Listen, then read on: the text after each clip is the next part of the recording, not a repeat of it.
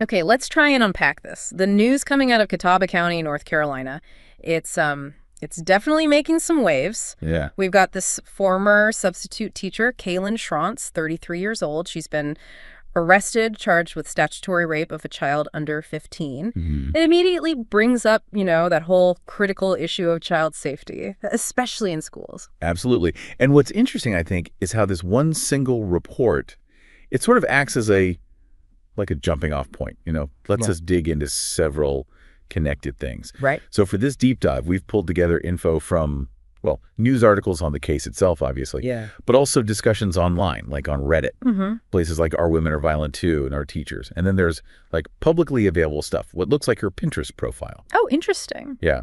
And the actual North Carolina statutes on statutory rape, a similar case out of Omaha, and some insights from the Law and Crime Network on how these things usually play out legally. Exactly. So the goal here isn't just, reading the headlines back.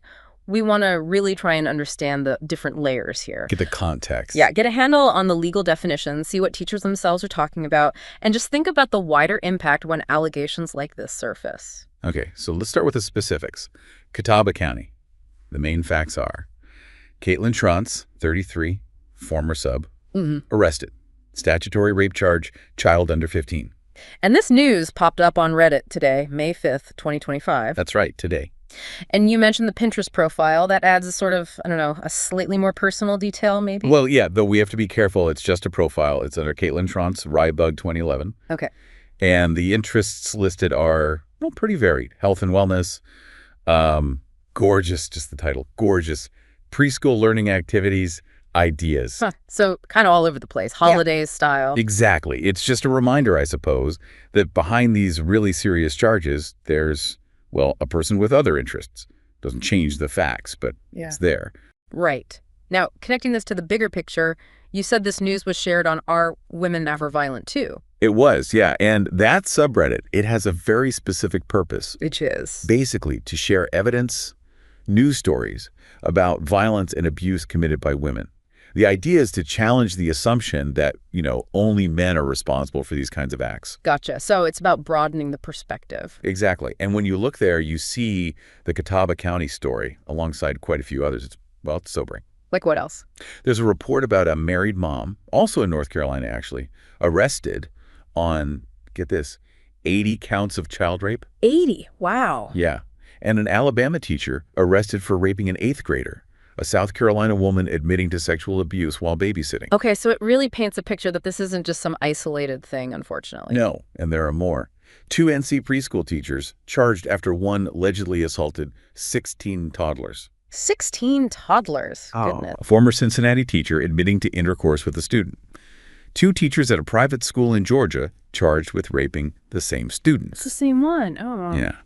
A Jacksonville woman accused of an inappropriate relationship with a 15-year-old boy she was counseling. It just keeps going. It does. Kentucky teacher, sexual contact with a teen student that apparently solicited him to kill her husband. Whoa, okay. That's another level. A U.S. teacher charged after having a baby with a 13-year-old former student. Another preschool teacher, first-degree rape charge, minor under 13.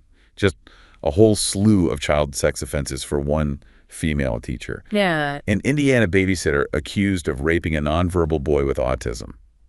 Texas teacher, alleged relationship with a middle school student. Another teacher facing more charges involving a different boy. Ohio woman kidnapping and raping a 12-year-old boy. High school teacher arrested for having sex with students. Okay. It's a disturbing list. It is. And, the point of bringing these up and the point of that subreddit isn't about saying, see, women do it too in some kind of competitive way. Right. It's about acknowledging the reality. Exactly. It's about presenting a fuller picture. That abuse and violence, unfortunately, aren't limited by gender, and they happen in positions of trust. Teacher, counselor, babysitter. Yeah, that makes sense. Okay, let's shift gears a bit. You also mentioned looking at teachers. Right. Now, this is a different kind of situation, not statutory rape, but it touches on that sensitive area of student behavior and boundaries in the classroom. Okay. What was the scenario? So a teacher posted a 30-year-old male substitute. He said a student asked him, right in front of the whole class, if he watches pornography. Ooh. Okay. Awkward. Very. And his question to the forum was basically, is this sexual harassment? And what did other teachers say? That's a tricky one. Yeah, it really sparked a debate. Some people saw it as a teachable moment, Oh, like an opportunity to explain why that's not okay. To say, look, asking unwelcome questions about someone's private sex life, that can be sexual harassment. Focusing on explaining boundaries, not just the age difference. okay, I can see that. Educating the student. Right. Others suggested more direct responses, like, that's personal, or we don't ask questions like that here. And definitely reporting it to admin, documenting it. Makes sense. But was there agreement on whether it was actually sexual harassment? No, not really. That's where opinions diverged. Some felt, yes, absolutely, it created a hostile environment for the teacher. Others felt it was more like inappropriate, maybe testing authority, but maybe not rising to the legal definition of harassment from a student to a teacher. Huh. It raises that question of definition, doesn't it? Who defines it? Is it the impact on the person asked? Some argued, yes, it's defined by the victim, how it made them feel. Others pushed back, saying intent and context matter too, especially with kids, maybe not fully understanding the implications. Tricky. But everyone agreed on documenting and reporting. Pretty much, yeah. Even if you're unsure about the label, make a record, tell administration. Because sometimes these things can escalate or be part of a pattern. And other teachers shared similar experiences. Oh yeah, stories about catcalling, other inappropriate comments, even more serious things sometimes. It really highlighted the kind of stuff educators sometimes have to deal with. And what about consequences for the student? Any discussion on that? Yeah, there was. Some worried about, like, immediate suspension perhaps being too harsh versus using it as that teachable moment. But others felt strongly that students need to learn accountability. To prepare them for the workplace, maybe? Where that Yeah. kind of question would definitely not fly. Exactly. That point was made. Yeah. You have to learn these professional norms somewhere. And there were concerns about schools sometimes being inconsistent in how they handle these things. Okay. So how does our teacher's discussion connect back to the Caitlin Schronce case? Obviously very different levels of severity. Totally different. But I think the connection is that critical importance of boundaries. Professional boundaries, legal boundaries. Right. Whether it's a student crossing a line with an inappropriate question or the far, far more serious situation of an educator allegedly violating a student's fundamental safety and rights, both highlight the absolute necessity for clear, respected boundaries in the school environment. Yeah, okay. That makes sense. So let's pivot to the law itself. North Carolina, statutory rape. What are the key things we need to understand? Okay, so the absolute core principle in North Carolina law, and most places, really, is that when it involves a minor, sexual activity is illegal regardless of consent. Because a minor legally can't consent. Precisely. They're deemed legally incapable of giving informed consent to sex. The general age of consent in NC is 16. But it can be higher in certain situations, like teacher-student. Exactly. The law recognizes that power imbalance. And the penalties get incredibly severe if the child is very young, under 13. That's a Class B1 felony. And what does Class B1 mean in terms of time? Minimum active prison sentence, 300 months. 300, that's 25 years, minimum. 25 years, minimum. It shows how seriously the state takes protecting young children. And just to be crystal clear, the minor saying yes is never a defense, and saying, I thought they were older, doesn't work either. Correct. On both counts. Consent is legally irrelevant. Mistake of age is not a valid defense in these cases in North Carolina. Okay.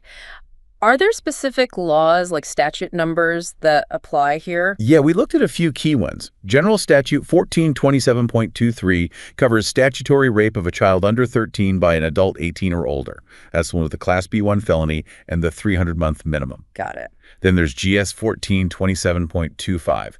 This deals with victims who are 15 or younger. If the defendant is 12 or older and at least 6 years older than the victim, it's also a Class B1 felony. 6 years old. Okay. What if the age gap is smaller? If the defendant is more than 4 years older, but less than 6 years older, it's a Class C felony. Unless, and this is a specific exception, they are lawfully married. Okay. Any others? Yes. GS 1427.24 defines first-degree statutory rape. That's specifically vaginal intercourse with a child under 13, where the defendant is 12 plus and at least 4 years older. Again, Class B1 felony. So multiple statutes covering slightly different scenarios, but all very serious. Very. And there's one more that's highly relevant to school cases. GS 1427.32. This specifically addresses sexual activity with a student. By school staff. Right. Teachers, administrators, other school personnel who are at least 4 years older than the student. If they engage in intercourse or define sexual act with a student while they're in the same school system or even after, but before the student stops being enrolled. Then what? That's a Class G felony. Again, unless lawfully married. And sexual act is defined somewhere, too. Yes. The law, GS 1427.20, gives specific definitions for both sexual act and sexual intercourse. It covers more than just intercourse. Okay. And one more thing, sex offender registration. Almost always required for statutory rape convictions in NC, often for a very long time, sometimes life, especially for repeat offenses. Right. That's a significant consequence on top of prison time. Absolutely. It impacts where you can live, work, everything. Okay, so that's the NC legal landscape. You also mentioned a similar case in Omaha, just to give some comparison. Yeah, just briefly. Erin Ward, a 45-year-old substitute teacher there, she pleaded no contest, which isn't an admission of guilt, but accepts the conviction to child abuse. And what were the original charges? It was reduced from first-degree sexual abuse by a school employee. The situation was she was found undressed with a student in her car. Okay. And the potential penalties there, compared to ANSI? Potentially up to 3 years in prison and a $10,000 fine. So significantly different potential outcome than the minimum 25 years we were talking about for some NC charges. Right. It just illustrates how things can vary state by state, based on the specific laws, the exact circumstances, plea deals, all of that. Makes sense. Now, for a deeper dive into the legal process itself, we looked at that Law and Crime Network transcript. What were the key takeaways there? Well, they started with the basics, Criminal law aims to punish the individual, but also deter others. Standard goals. Right. But specifically in schools, they stress the immediate reporting requirement for any school staff who suspect child abuse. No delay. Mandatory reporting. Crucial. Absolutely. And they pointed out something quite stark. Criminal charges like these almost invariably mean the end of a teaching career. Even before conviction. Often, yes. Mm. The process usually leads to the loss or suspension of the teaching license. Many cases get resolved with the teacher resigning or agreeing to surrender their license as part of a plea bargain, avoiding a trial. Why would a school district act so quickly, like terminating someone before they're even found guilty in court? Liability, mostly. Yeah. The legal expert explained that the standard of proof for the school to take administrative action, like firing someone, is lower than the beyond a reasonable doubt needed for a criminal conviction. The risk, the potential liability of keeping someone accused of such a serious crime around students is just seen as too high for most districts, even if the person is later found innocent criminally. Which leads to the next point. What if they are found innocent? Can they sue the school? Potentially, yes. The expert mentioned the possibility of suing for defamation or damage to reputation, but, that's another whole legal battle after potentially going through a criminal trial. Right, not easy. How do these investigations usually proceed within a school? Typically, there's close cooperation between law enforcement and school administration. They work together. Okay. An interesting strategic point came up. Sometimes, school administrators might do the initial questioning of the accused teacher rather than the police at first. Why would they do that? Because the rules are different. Statements made to your boss, the principal, might not require a Miranda warning the right to remain silent, right to an attorney. Whereas if the police question you directly, they generally have to read you your rights if you're in custody. Exactly. However, the flip side is, if those Miranda warnings weren't given, it limits how those statements made to the school admin can be used later in the actual criminal trial against the teacher. Interesting legal maneuvering there. What about parents? What do schools typically tell them when something like this happens? Generally, pretty vague information. They might send out a notice acknowledging an investigation is underway, maybe to quell rumors, but they usually won't share specific details about the allegations with the general parent population. And can parents demand to see, internal reports? Usually not, especially not in the early stages. Those investigations are often confidential. Okay. And how long does this whole legal process usually take, from arrest to resolution? The estimate given was somewhere in the range of 18 to 24 months. It's not a quick process. Wow, 1.5 to 2 years. That's a long time hanging over everyone involved. It is. And finally, they did touch on protecting the child victim's privacy during all this. How was that handled? Measures like closing the courtroom when the child testifies, restrictions on media identifying the child, things to try and shield them from further trauma during the legal proceedings. That's incredibly important. Oh. And just one last little piece of context, the Catawba County inmate records. Yeah, we just took a quick glance at the public who's in jail list for today. Yeah. Caitlin Schrantz's name wasn't immediately visible in the snippet we saw, but it did show other arrests happening. Like what? Someone charged with felony possession of a Schedule II controlled substance, another with simple possession. Yeah. It just gives you a tiny snapshot of other law enforcement activity in that county today. Nothing directly related, just context. Got it. Okay, so wrapping this all up, quite a deep dive. What are the main things that stand out to you? Well, first, obviously, the sheer seriousness of these statutory rape charges, like the ones against Caitlin Schrontz. The law reflects that, especially in NC, with those minimum sentences. Second, the Our Teachers discussion really highlighted those ongoing tensions and challenges around student behavior, appropriate boundaries, and how schools handle things that maybe aren't criminal but are still problematic. Yeah, that gray area. Then, understanding the specific legal framework in North Carolina that minors can't consent, the age differences matter, the penalties are severe. And finally, the broader context. From Our Women Are Violent Too, reminding us abuse isn't gender exclusive, to the long crime perspective on how these cases actually proceed through the system, the reporting, the licensing issues, the school's liability concerns. It really shows how complex these situations are. So many legal, ethical, and just deeply human factors involved. Absolutely. And ultimately, the focus has to remain on the child's well-being and safety.